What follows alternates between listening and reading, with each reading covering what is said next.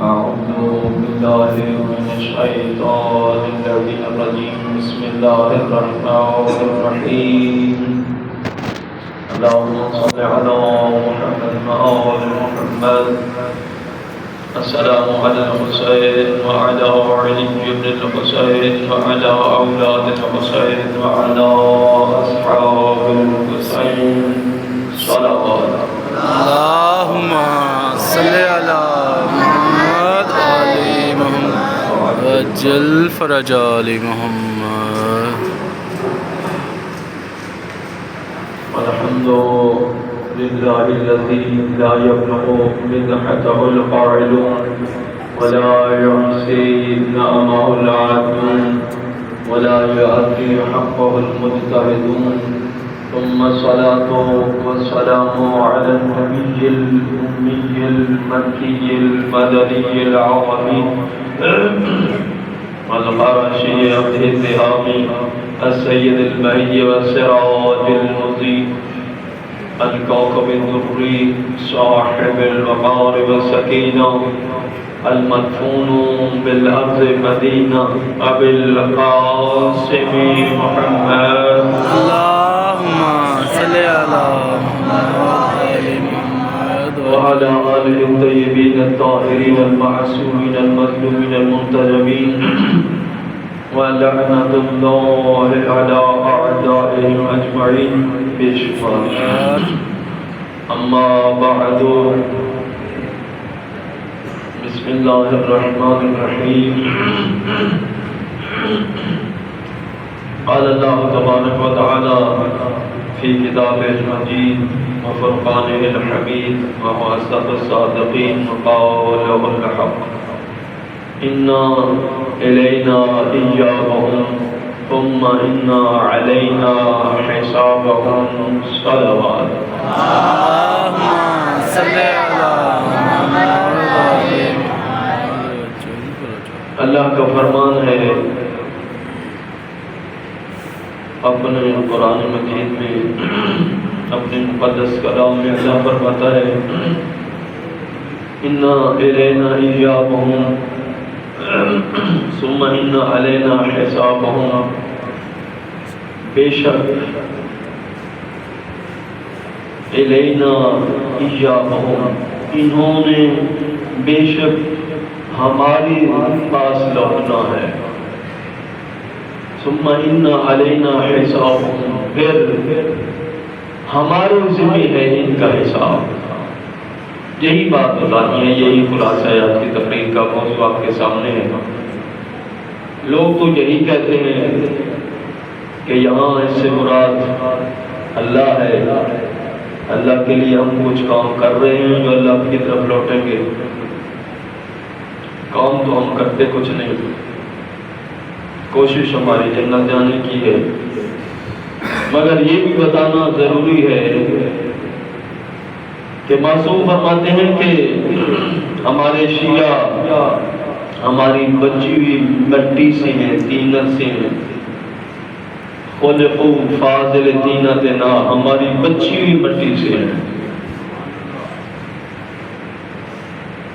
اور یہ بھی فرماتے ہیں کہ ان کو ہم ایسے جانتے ہیں جیسے اپنے گھر والوں کو جانتے ہیں.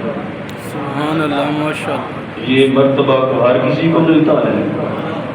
یہ سلمان بن اہل البیت ہر کوئی نہیں ہو سکتا. فرماتے ہیں ہم ان کو اسی طرح جانتے ہیں جیسے اپنے گھر والوں کو جانتے ہیں. اور یہ معیار بنانا ہے کہ اگر بہت بڑی بستی ہو، بہت بڑا علاقہ ہو، شہر ہو، 70-80 ہزار یا 70-80 لاکھ کی آبادی ہو، اور وہاں پوچھا جائے کہ یہاں امانت دار کون ہے، تو کہا جائے وہ فلاں جو علی کا شیعہ ہے، صادق آل محمد کا شیعہ ہے.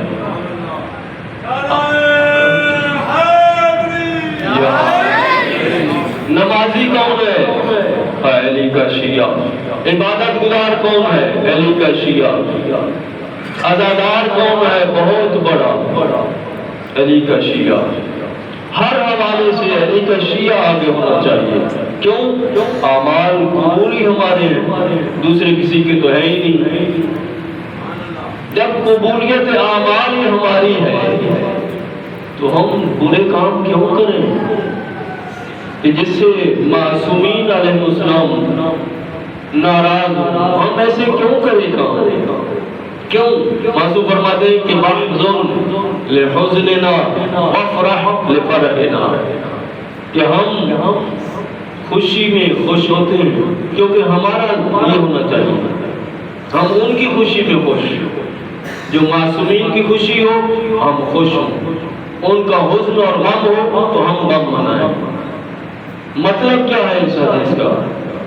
کہ معصوم فرماتے ہیں ہم دیکھ رہے ہیں اور قرآن گواہ ہے، اس کی گواہی قرآن دیتا ہے، وَسَيَرَ اللَّهُ عَمَلَكُمْ وَرَسُولُهُ وَالْمُؤْمِنُونَ، کہ جو تم عمل کرتے ہو اللہ دیکھتا ہے، دیکھتا ہے، دیکھ رہا ہے،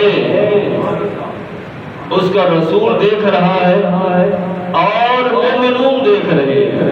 جو بھی کرتے ہو، اگر اچھا کرتے ہو تب بھی دیکھ رہا ہے، برا کرتے ہو تب بھی دیکھ رہا ہے، اللہ دیکھ رہا ہے، اس کا رسول دیکھ رہا ہے۔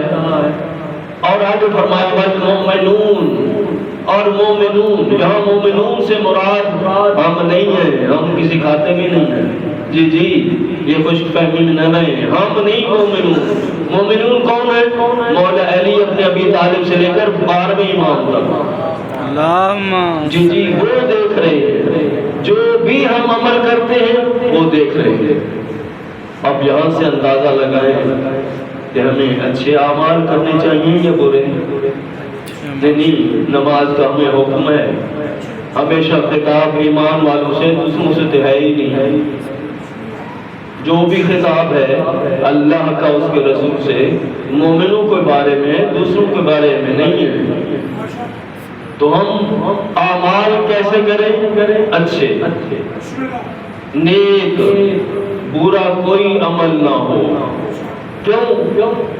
کہ ہم مشہوری ہماری کیسی ہے کہ ہم شیعان علی ہیں، جی ایسا نہ ہو کہ معصوم فرمائے میرا ان سے کوئی تعلق نہیں، یہ نہ ہو بات کہ معصوم فرمائے کہ میرا ان سے کوئی تعلق نہیں ہے، یہ کام دوسروں کے کرتے رہے ہیں، برے اعمال کو بجا لاتے رہے ہیں کہ جو دوسروں نے کرنے چاہیے تھے، حالانکہ ان کے اعمال قبول نہیں ہوتے اور نہ ہوں گے، مگر بظاہر وہ اچھے اعمال کر رہے ہیں، بظاہر تو کر رہے ہیں۔ اور یہ بھی معصوم سے پوچھا گیا مولا یہ ایسا کیوں؟ تو فرمایا کہ اس کی وجہ یہ ہے کہ اس مٹی میں سے تھوڑا سا ڈال دیا گیا ان کی جہاد، اور پھر یہی وجہ ہوگی کہ قیامت والے دن ان کی نیکیاں برائیوں میں بدل جائیں گے۔ کیوں؟ وہ تھے ہی ایسے، اللہ ظالم تو نہیں ہے نا، یہ تو پکی بات ہے، ہم عادل مانتے ہیں۔ کیوں ایسا کیوں ہوگا؟ کیونکہ اللہ نے اپنی وحدانیت، سرکار رسول خدا صلی اللہ علیہ وسلم کی رسالت اور علی علیہ السلام سے لے کر مہدی علیہ السلام کی تمام کی ولایت پیش کی، جس نے اقرار کیا اعمال اسی کے قبول۔ جی اقرار اللہ لے چکا، پہلے لے چکا۔ وَإِذْ أَخَذَ اللَّهُ مِيثَاقَ النَّبِيِّينَ لَمَا آتَيْتُكُم مِّن كِتَابٍ وَحِكْمَةٍ ثُمَّ جَاءَكُمْ رَسُولٌ مُصَدِّقٌ لِّمَا مَعَكُمْ لَتُؤْمِنُنَّ بِهِ وَلَتَنصُرُنَّهُ قَالَ أَقْرَرْتُمْ وَأَخَذْتُمْ عَلَىٰ ذَٰلِكَ إِصْرِي قَالُوا أَقْرَرْنَا قَالَ فَاشْهَدُوا وَأَنَا مَعَكُم مِّنَ الشَّاهِدِينَ فَمَن تَوَلَّىٰ بَعْدَ ذَٰلِكَ فَأُولَٰئِكَ هُمُ الْفَاسِقُونَ۔ یہ انبیاء سے بھی صاف ہے، عام لوگوں سے بھی ہے، وہ بھی میں بعد میں ذکر کرتا ہوں۔ تو یہ انبیاء سے بھی صاف ہے، وَإِذَا أَخَذَ اللَّهُ مِيثَاقَ النَّبِيِّينَ لَمَا آتَيْتُكُم مِّن كِتَابٍ وَحِكْمَةٍ، کہ اے میرے انبیاء وَإِذَا أَخَذَ اللَّهُ، اس وقت کو یاد کرو جب اللہ نے میثاق لیا انبیاء سے کہ جب تمہیں کتاب اور حکمت دوں اور پھر ایک رسول آئے تصدیق کرتا ہوں، مصدق لما معه لتؤمنن به، ضرور اس پر ایمان لانا، وَلَتَنْصُرُنَّ، اور اس کی ضرور نصرت کرنا ہے۔ تو سب نے اقرار کیا، اللہ نے فرمایا کہ میں بھی تمہارے ساتھ گواہ ہوں۔ اور اس اقرار کے بعد اگر کوئی پھر جائے فَمَنْ تَوَلَّىٰ بَعْدَ ذَلِكَ فَأُولَٰئِكَ هُمُ الْفَاسِقُونَ، تو وہ فاسق ہیں۔ یہ انبیاء سے اقرار ہے۔ پھر ایک اقرار اور لیا گیا، وَإِذْ أَخَذَ رَبُّكَ مِنْ بَنِي آدَمَ مِنْ ظُهُورِهِمْ مِنْ ذُرِّيَّتِهِمْ، ذریت آدم سے بھی اقرار لیا گیا۔ تو انہوں نے پہلے سب نے اقرار کیا اللہ کی وحدانیت، الست بربکم اور بلا۔ اللہ نے پوچھا کیا میں تمہارا رب نہیں ہوں؟ ہاں بالکل۔ تو پھر پوچھا سرکار رسول خدا کے بارے میں، ہاں بالکل وہ ہمارے رسول ہیں۔ پھر مولا علیہ السلام سے لے کر سرکار مہدی علیہ السلام تک کی ولایت کا جس نے اقرار کیا بس اسی کے اعمال، جس نے نہیں کیا اس کے قبول نہیں ہوئے۔ پچھلے جمعے میں تھوڑی سی بات کر چکا ہوں، اسی سے ریلیٹ کرتا ہوں کہ سرکار امام رضا علیہ السلام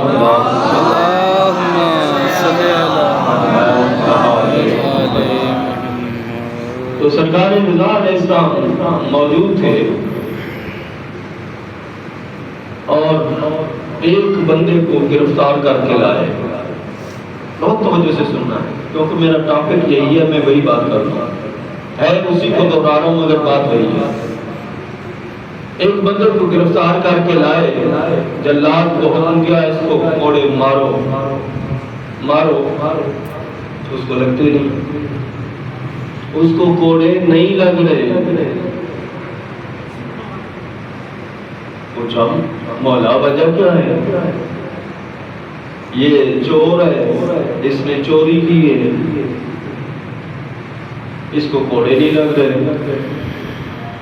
تو اس سے پوچھا مولا نے، بندہ خدا تو کیا ہے؟ کہا مولا میں آپ کا شیعہ ہوں، آپ کا شیعہ ہوں۔ مولا نے فرمایا کیا تو ابراہیم علیہ السلام کی مانند ہے؟ ہمارا شیعہ ابراہیم ہے، کیا تو اس کی مانند کہا؟ نہیں مولا۔ کہا پھر تو کیسے کہتا ہے؟ بار بار وہ کوشش کرتے ہیں، کوڑے نہیں لگتے۔ پھر پوچھا تو مولا نے فرمایا ہاں تو اپنے آپ کو ہمارا محب کہلا سکتا ہے۔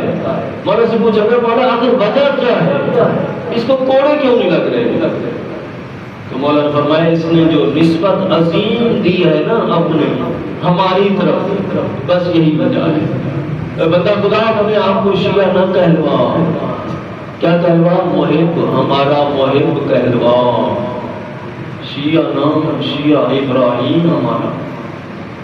جی اپنے دور کا امام، اپنے دور کا عالمین کا امام، اپنے دور کا سارے دم ہمیشہ نہ۔ اور پھر دعا بھی مانگ لی تھی کہ میں میری ضروریت تھی پروردگار امام مجھے تو بنا دیا میری ضروریت میں سے، تو میں قال لا الہ الا اللہ ظالمین یہ عہدہ ظالموں کو نہیں ملے گا۔ تو فرمایا کہ ہمارا شیعہ ابراہیم، ہاں میں خدا تو اپنے آپ کو محب کہلوا سکتا ہے ہمارا، شیعہ نہیں۔ تو فرمایا اِنَّ إِلَيْنَا إِيَّابَهُمْ، انہوں نے ہماری طرف لوٹنا ہے۔ ثُمَّ إِنَّ عَلَيْنَا حِسَابَهُمْ، پھر ہمارے ذمہ ہے ان کا حساب۔ کون لوگ ہوں گے؟ شیعہ علی کی بات ہو رہی ہے، سورہ البینہ ہے، دیکھ لینا جا کے تسلی کر لینا۔ میں تسلی سے اور تصدیق سے خود تحقیق کر کے پڑھتا ہوں، دوسری کی سنی سنائی کبھی نہیں بات کی۔ تو معصوم فرماتے ہیں کہ یہ شیعوں کی بات ہو رہی ہے، جو ہمارے ماننے والے ہوں گے، ہمارے پیروکار ہوں گے، وہ ہماری طرف لوٹیں گے، ہمارے ذمہ ہوگا ان کا حساب لینا۔ کیونکہ ابھی میں نے ذکر کیا نا کہ معصوم فرماتے ہیں۔ اچھا پھر جب معاویہ سے صلح کے بعد امام حسن علیہ السلام تشریف لا رہے تھے، صلوات اللہ علیہ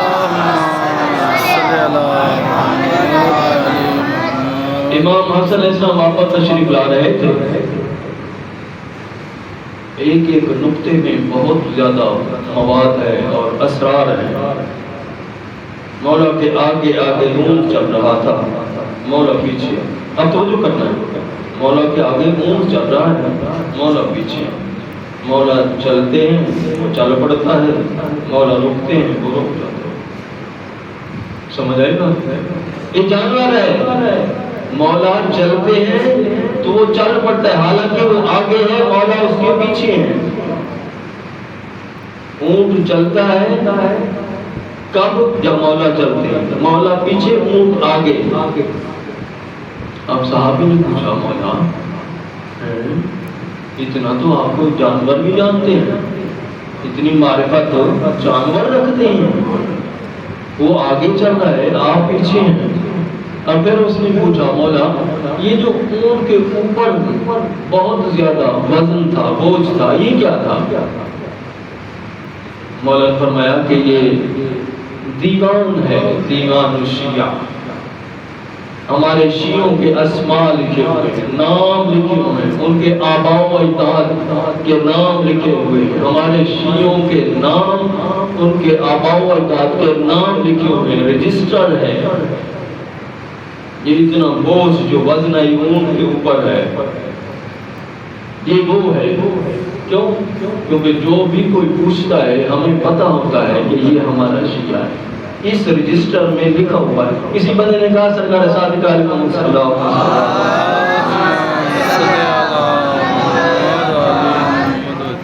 سرکار مجھے ضرورت ہے، قرضہ تھا، اگر ادا ہو جاتا تو میں بھی آپ کا شیعہ ہو جاتا۔ اور میں ہمیں ضرورت ہی نہیں، ہاں تو پیسے کی ضرورت ہے تو لے جا، ہمیں ضرورت نہیں ہے۔ کیا کیوں؟ اس نے پوچھا کیوں مولا؟ مولا فرمایا ہمارے جو شیعہ ہیں ہمارے پاس ان کے نام لکھے ہوئے ہیں۔ جی جی، جو شیعہ ہیں ان کے نام ہمارے پاس لکھے ہوئے ہیں، نہ ان سے کم ہوں گے نہ زیادہ ہوں گے، تیری ضرورت ہی نہیں ہے، چلا جا۔ اچھا ایک بندہ آیا، اس نے کہا مولا میں غریب ہوں، بڑا بہت زیادہ غریب ہوں۔ فرمایا تو اس سے بڑا امیر ہی کوئی نہیں۔ کہا کیسے؟ مولا فرمایا تیرے پاس وہ چیز ہے اگر وہ تو چاہے تو دے دے۔ اس نے کہا مولا میرے پاس تو کچھ بھی نہیں، میں تو نہایت غریب ہوں، ایک ٹائم کا ہوتا ہے ایک ٹائم کا کھانا ہوتا ہی نہیں، اتنا زیادہ غریب ہوں، کیا کروں؟ مولا فرمایا جو کچھ تیرے پاس ہے تو بہت بڑا امیر ہے، اپنے آپ کو غریب نہ کہنا۔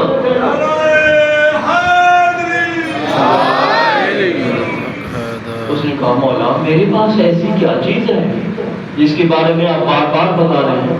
مولا نے فرمایا ہماری ولا جو تیرے دل میں ہے یہ کتنے لاکھ میں بیچے گا؟ آپ نے توجہ نہیں کی، یہ کمال نہیں ہوگا، میں اتنی دیر سے زور لگا رہا ہوں، بس یہی تو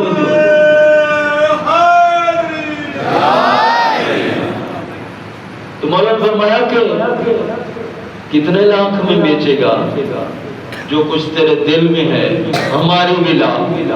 تو اس نے کہا مولا قطعاً یہ تو نہیں دے سکتا۔ تو مولا نے فرمایا پھر آئندہ ایسے نہ کہا تھا، تو بہت بڑا امیر ہے، غریب نہیں ہے، مگر یہ وجہ ہے کہ جو ہماری محبت اور مودت رکھتا ہے اسے ابتلا اور آزمائشوں کے لیے تیار ہونا چاہیے، کیونکہ ہمارا جو شیعہ ہوتا ہے محب ہوتا ہے اس پر آزمائشیں بہت زیادہ ہوتی ہیں۔ صلوات پر